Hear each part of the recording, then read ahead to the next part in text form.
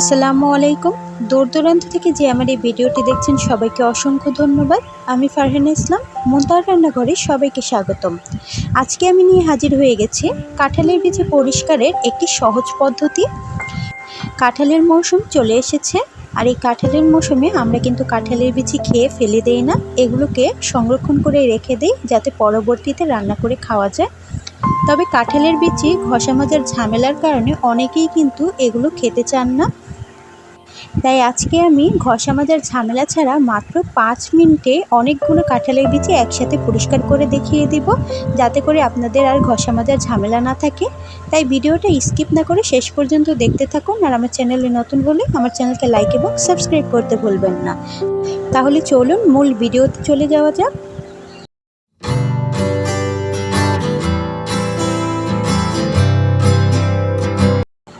কাঁঠালের বিচি পরিষ্কার করার জন্য এখানে প্রথমেই আমি 500 গ্রামের মতো কাঁঠালের বিচি নিয়ে নিয়েছি। এই কাঁঠালের বিচিগুলোকে 2-3 দিন আমি খুব ভালো করে রোদ্রে দিয়ে শুকিয়ে নিয়েছি। আপনারা অবশ্যই ভালো করে একটু শুকিয়ে নেবেন, এতে করে কিন্তু এই লাল আবরণটা, যেটা আমরা ঘষা মাজা ছাড়াই আজকে তুলে দেখাবো, এটা কিন্তু খুব সহজে উঠে আসবে। এবার এখানে আমি বটি নিয়ে নিয়েছি এই কাঁঠালের বিচির যেই খোসার অংশটা আছে ওটা ছাড়ানোর জন্য। আপনারা বটি দিয়েও ছাড়াতে পারেন বা ছুরি দিয়েও এই খোসার অংশটাকে ছাড়িয়ে নিতে পারেন, যার যেভাবে পছন্দ। আমি এই কাঁঠালের বিচিগুলোকে 2 ভাগে ভাগ করে নিচ্ছি, এতে করে কিন্তু আমার খোসাটা পরিষ্কার করতে সহজ হবে। আপনারা যদি কাঁঠালের বিচিগুলোকে খুব ভালো করে শুকিয়ে নেন, দেখবেন খোসাগুলো খুব সহজে ছাড়াতে পারবেন। তো দেখুন, সবগুলো কাঁঠালের বিচির খোসাগুলো কিন্তু আমি ছাড়িয়ে নিচ্ছি।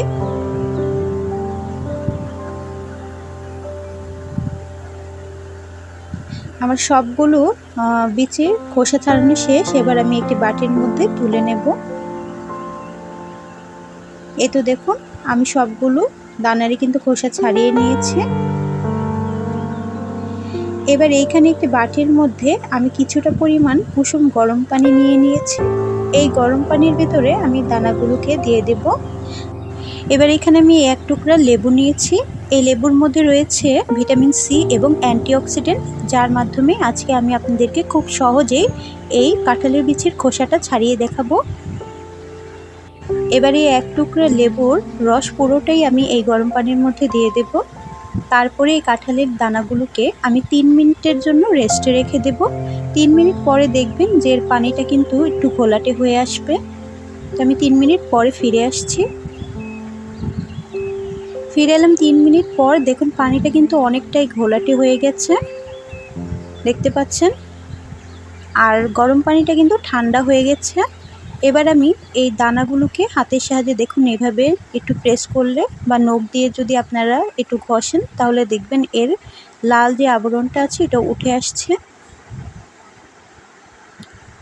যদি আপনাদের আবরণটা এই পর্যায়ে না ওঠে তাহলে আরও কিছুক্ষণ একটু রেখে দেবেন। তবে দেখুন, আমি যেহেতু কাঁঠালের দানাগুলোকে খুব ভালো করে শুকিয়ে নিয়েছিলাম, এই কারণে লাল অংশটা খুব ভালো করে উঠে আসছে,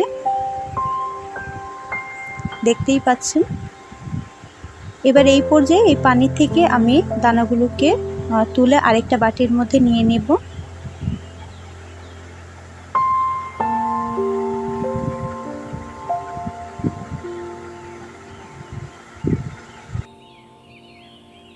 এবার হাত দিয়ে এই দানাগুলোকে হালকাভাবে একটু ঘষে নেব।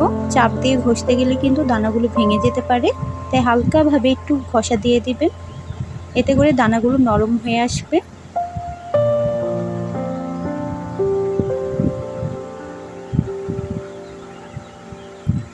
এবার যেহেতু এইখানে আমি হাফ কেজি কাঁঠালের দানা নিয়েছি, তাই এইখানে একটি 1 লিটারের মতো পানির বোতল নিয়ে নিয়েছি। দেখতে পাচ্ছেন, যতটুকু আপনার দানা হবে তার থেকে কিন্তু বড় সাইজের আপনার বোতল নিতে হবে, এতে করে পরিষ্কার করতে সুবিধা হবে। এই কাঁঠালের দানাগুলোকে আমি বোতলের মধ্যে ভরে নেব।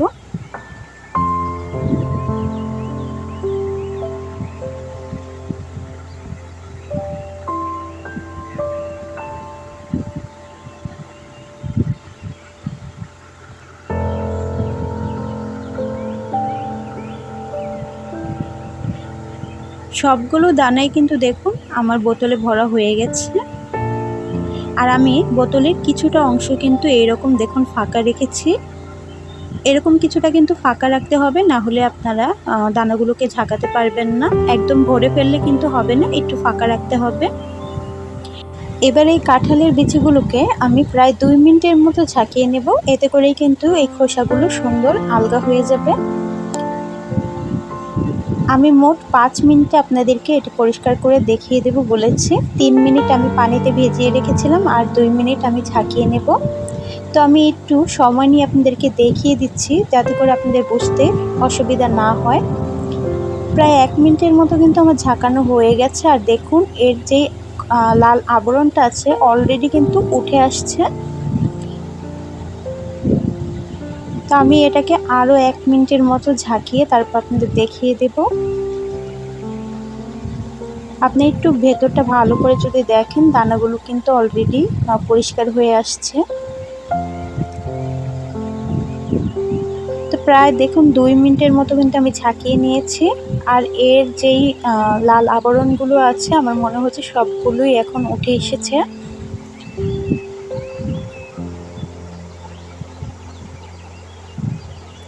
দেখুন আপনারা একটু আমি দেখিয়ে দেই, দেখুন সবগুলো লাল আবরণই কিন্তু উঠে এসেছে আর ভেতরটা আমার পরিষ্কার মনে হচ্ছে।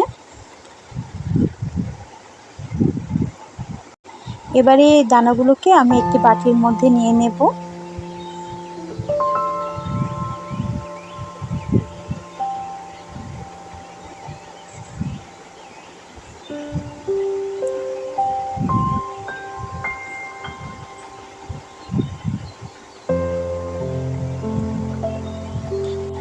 আমি এই ভিডিওটা আপনাদের একদম ডিটেলসে এবং স্টেপ বাই স্টেপ দেখানোর চেষ্টা করছি যাতে করে আপনাদের বুঝতে কোনো অসুবিধা না হয়। কারণ অনেকেই বলে থাকেন এই পদ্ধতিতে নাকি আপনাদের দানা পরিষ্কার হয় না, তাই আমি একদম ডিটেলস আপনাদের দেখানোর চেষ্টা করছি। আর আপনাদের আমি শেষে দেখিয়েও দেব যে এটা ঘষা মাজা করে নয়, একদম সম্পূর্ণ ঝাঁকিয়ে এই পদ্ধতিতেই কিন্তু আমি পরিষ্কার করেছি। তো প্রথমে আমি একটু এই দানাগুলোকে ধুয়ে তারপরে আপনাদের দেখিয়ে দিচ্ছি যে এটা কতটা পরিমাণ পরিষ্কার হয়েছে।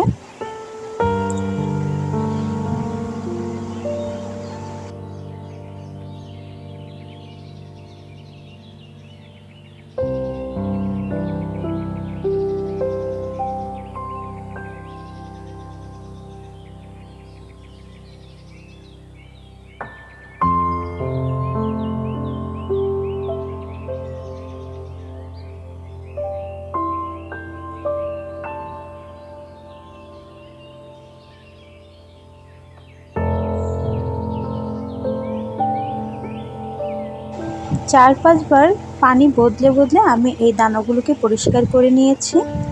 এবার একটু ভালো করে লক্ষ্য করে দেখুন যে এই দানাগুলোর উপরের অংশগুলো কিন্তু লালচে বা হালকা সবুজ কালারই আছে। যদি আমি এগুলোকে ঘষে ঘষে পরিষ্কার করতাম তাহলে কিন্তু সম্পূর্ণ সাদাও থাকতো, একদম ধবধবে সাদা, আর এর মধ্যে লালচে এই আবরণগুলো থাকতো না। যেহেতু আমি বোতলের দ্বারা এটাকে পরিষ্কার করেছি তাই শুধু উপরের অংশটা হালকা করে উঠে এসেছে, আর লালচে একটা ভাব কিন্তু আপনারা দেখতে পাচ্ছেন দানার মধ্যে অলরেডি রয়ে গেছে। এটা দ্বারাই বুঝতে পারবেন যে এটা ঘষা মাজা ছাড়া সম্পূর্ণ ভিন্ন পদ্ধতিতে আমি পরিষ্কার করে দেখিয়েছি। এইভাবে পরিষ্কার করে আপনারা কিন্তু একসাথে অনেকগুলো কাঁঠালের দানা সংরক্ষণ করে রাখতে পারবেন। আশা করছি আমার এই ভিডিওটা আপনাদের একটু হলেও উপকারে এসেছে এবং ভালো লেগেছে। ভালো লাগলে অবশ্যই বাড়িতে ট্রাই করবেন আর আমাকে কমেন্ট করে জানাতে ভুলবেন না ভিডিওটা কেমন হয়েছে। তো কাঁঠালের বিচি পরিষ্কার করার জন্য প্রথমে এইখানে আমি হাফ কেজির মতো কাঁঠালের দানা নিয়েছি। এই কাঁঠালটা আমরা কিছুক্ষণ আগেই ভেঙেছি। তো আপনাদের কাঁঠালের বিচি পরিষ্কার বা সংরক্ষণের জন্য সর্বপ্রথম কাজ হচ্ছে কাঁঠালের বিচিটা যখন আপনারা ভাঙবেন সাথে সাথে পরিষ্কার পানি দিয়ে ধুয়ে নিতে হবে। এই অংশটা আমি এই কারণে দেখাচ্ছি কারণ অনেকেই কাঁঠালের বিচি না ধুয়ে এমনিতেই শুকোতে দিয়ে দেয়। এতে করে কি হয়, কাঁঠালের বিচিটা কিন্তু বেশি দিন পর্যন্ত সংরক্ষণ করা যায় না, আর এতে করে কাঁঠালের দানা খুব তাড়াতাড়ি নষ্ট হয়ে যায় বা এর মধ্যে ফাঙ্গাস বা ছত্রাক ধরে যায়। তো প্রথমেই আপনারা কিন্তু এইভাবে কাঁঠালের যে দানাগুলো আছে খুব ভালো করে ক্লিন করে নেবেন। এতে করে কাঁঠালের বিচিগুলো অনেক দিন পর্যন্ত আপনারা সংরক্ষণ করে রাখতে পারবেন। তো আমি প্রথমেই এগুলো ধুয়ে পরিষ্কার করে নিচ্ছি।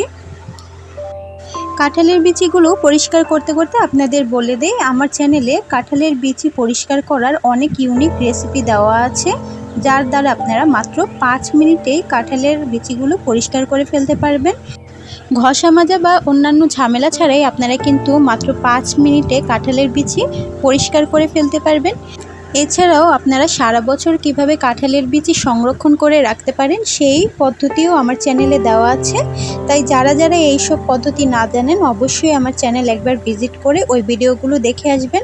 আশা করছি আপনাদের ওই ভিডিওগুলো অনেক ভালো লাগবে আর উপকারেও আসবে। উপকারে আসলে আমার চ্যানেলটা অবশ্যই কিন্তু লাইক এবং সাবস্ক্রাইব করতে ভুলবেন না। তো 5-6 বার কিন্তু আমি এইভাবে পরিষ্কার পানি দিয়ে এই কাঁঠালের দানাগুলোকে ধুয়ে নিয়েছি। এর মধ্যে যে আঠালো একটা ভাব ছিল ওটা চলে গেছে। এবার এইরকম একটা শুকনো প্লেটের মধ্যে আমি কাঁঠালের দানাগুলো নিয়ে নেব। এই কাঁঠালের বিচিগুলোকে আমি 2 দিনের মতো রোদ্রে দিয়ে শুকিয়ে নেব। 2 দিনের বেশি কিন্তু এগুলোকে রোদ্রে দিয়ে শুকানোর কোনো প্রয়োজন নেই, কারণ বেশি রোদ্রে দিয়ে শুকাতে গেলে এই দানাগুলো ভেতর থেকে চুপসে যাবে বা ফেটে যেতে পারে। এতে করে কিন্তু আপনারা বেশি দিন সংরক্ষণ করে রাখতে পারবেন না। তাই 2 দিনের বেশি এগুলো রোদ্রে দিয়ে শুকানোর প্রয়োজন নেই। আর যাদের বাসায় রোদ্রের ব্যবস্থা নেই তারা কিন্তু চাইলে ফ্যানের বাতাসেও এগুলোকে শুকিয়ে নিতে পারেন। সেক্ষেত্রে আপনাদের সময়টা একটু বেশি লাগতে পারে। তো আমি রোদ্রে দিয়ে এগুলো শুকিয়ে দেখিয়ে দিচ্ছি। ফিরে এলাম 2 দিন পর। দেখুন আমার কাঁঠালের দানাগুলো কতটা সুন্দরভাবে শুকিয়ে গেছে, দেখতে পাচ্ছেন। তো বেশি রোদ থাকার কারণে আমার কিন্তু 2-1টা কাঁঠালের দানা দেখুন এইভাবে ফেটেও গেছে। তো আমি প্রথমে এখান থেকে ফাটা যেই দানাগুলো আছে ওই দানাগুলো বেছে আলাদা করে নেব। আমি প্রথমেই কিন্তু নষ্ট বা ফাটা দানাগুলো আলাদা করে নিয়েছিলাম, তারপরেও রোদে দেওয়ার পরে এই দানাগুলো আবার ফেটে গেছে। তো এগুলোকে আমি আলাদা করে নিচ্ছি, কারণ আমি আজকে এই দানাগুলো পরিষ্কার করার পরে এগুলোকে সংরক্ষণ করে রেখে দেব, যার ফলে এই ফাটা দানাগুলো অবশ্যই আমার আলাদা করে নিতে হবে, না হলে খুব তাড়াতাড়ি এগুলো নষ্ট হয়ে যাবে। তো দেখুন আমি এখান থেকে কিন্তু যেই নষ্ট দানাগুলো ছিল ওগুলোকে আলাদা করে নিয়েছি। এবার এই দানাগুলোকে আমি বটির সাহায্যে এর খোসাটা ছাড়িয়ে নেব। তো আপনারা যেই কোনো পদ্ধতিতে ছাড়িয়ে নিতে পারেন, যার যেইভাবে সুবিধা হয়। তো আমার বটির সাহায্যেই খুব সহজে মনে হয় যে আমি খোসাটা ছাড়াতে পারি। অনেকে কিন্তু নখ দিয়েও এই খোসাটাকে ছাড়িয়ে নেয়। তো আপনাদের যেভাবে সুবিধা ওইভাবেই আপনারা এটা ছাড়িয়ে নেবেন। তো সবগুলো কাঁঠালের দানা ছাড়িয়ে তারপর আপনাদের দেখিয়ে দিচ্ছি।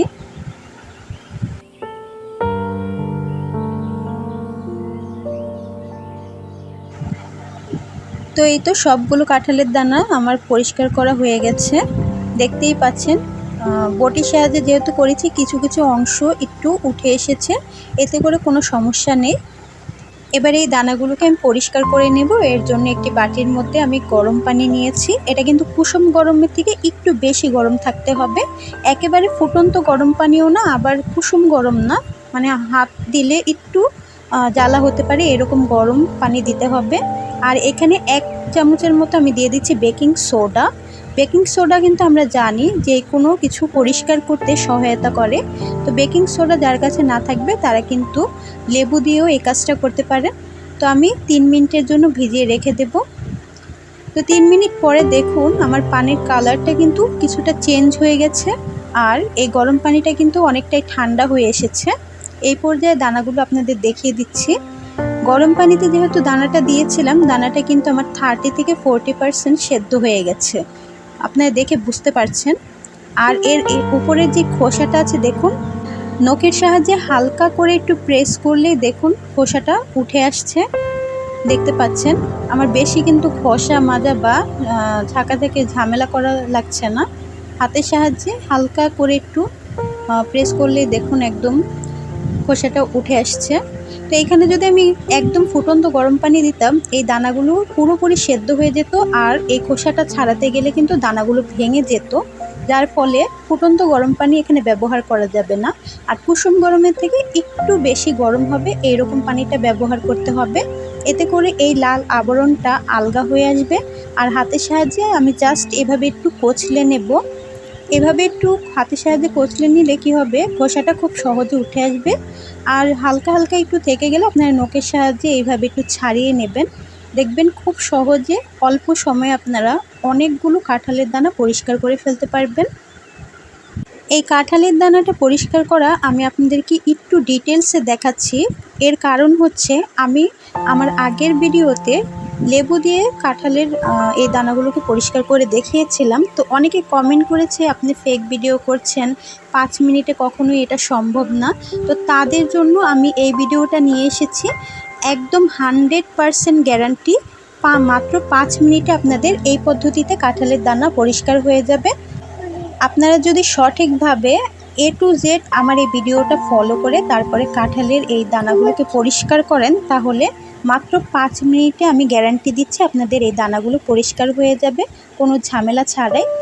আপনারা কিন্তু দেখে বুঝতে পারছেন অলরেডি আমার দানা থেকে এই লাল আবরণটা অনেকটাই উঠে এসেছে। তো হালকা হালকা করে প্রেস করবেন যাতে দানাগুলো ভেঙে না যায়। তো আমি 2-3 মিনিট মতো দানাগুলোকে কচলানোর পরে দেখুন এবার উঠিয়ে নিচ্ছি।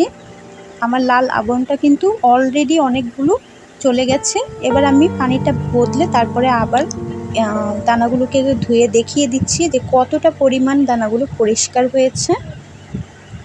আমি আপনাদের বোঝার সুবিধার্থে একদম স্কিপ না করে স্টেপ বাই স্টেপ দেখাচ্ছি, যাতে করে আপনাদের এই ভিডিওটা ফেক মনে না হয়। আপনারা দেখে কিন্তু বুঝতেই পারছেন দানাগুলো কতটা পরিষ্কার হয়ে গেছে। আর যেহেতু এটা 30 থেকে 40% সেদ্ধ হয়ে গেছে, এই দানাগুলো কিন্তু আপনারা সরাসরি পানিটা ঝরিয়ে তারপরে যেই কোনো শুকনো পলির মধ্যে করে এটাকে 1 বছরের মতো ডিপ ফ্রিজে সংরক্ষণ করে রেখে দিতে পারবেন, কোনো নষ্ট হবে না। এক্সট্রা করে আপনাদের দানা সেদ্ধ করার কোনো ঝামেলা করতে হবে না। এইভাবে কিন্তু আপনি শুধু পলির মধ্যে ভরে তারপরে ডিপ ফ্রিজে রেখে দিতে পারবেন। এই পদ্ধতিতে আপনারা দানাটা পরিষ্কারও করে ফেলতে পারবেন আর সারা বছর সংরক্ষণও করে রেখে দিতে পারবেন। তো দেখে কিন্তু বুঝতে পারছেন দানাগুলো কতটা পরিমাণ পরিষ্কার হয়ে যাচ্ছে। বেকিং সোডা দিয়ে কিন্তু আপনারা চাইলে এইভাবে ঝটপট দানাগুলো পরিষ্কার করে ফেলতে পারবেন। তো আমি 4 থেকে 5 বার এই দানাগুলোর পানি বদলে বদলে তারপরে দানাগুলোকে পরিষ্কার করে নিয়েছি।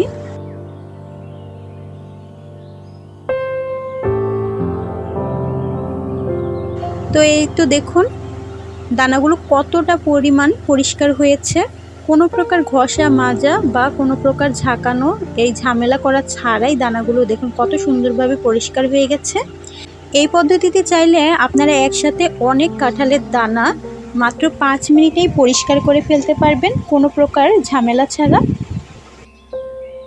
আশা করছি আজকে আমার এই ভিডিওটি আপনাদের কাছে ভালো লেগেছে। ভালো লাগলে আমার চ্যানেলকে লাইক এবং সাবস্ক্রাইব করে পাশে থাকা বেল বাটন অন করে দিবেন। এতে করে আমার চ্যানেলের নতুন নতুন ভিডিও আপনাদের কাছে সবার আগে পৌঁছে যাবে। আর আপনারা এই পদ্ধতিতে অবশ্যই বাড়িতে একবার ট্রাই করবেন আর আমাকে কমেন্ট করে জানাতে ভুলবেন না যে ভিডিওটা আপনাদের কাছে কেমন লেগেছে। তো দেখা হবে অন্য কোনো ভিডিও নিয়ে। ততক্ষণ সবাই ভালো থাকবেন, সুস্থ থাকবেন। আল্লাহ হাফেজ।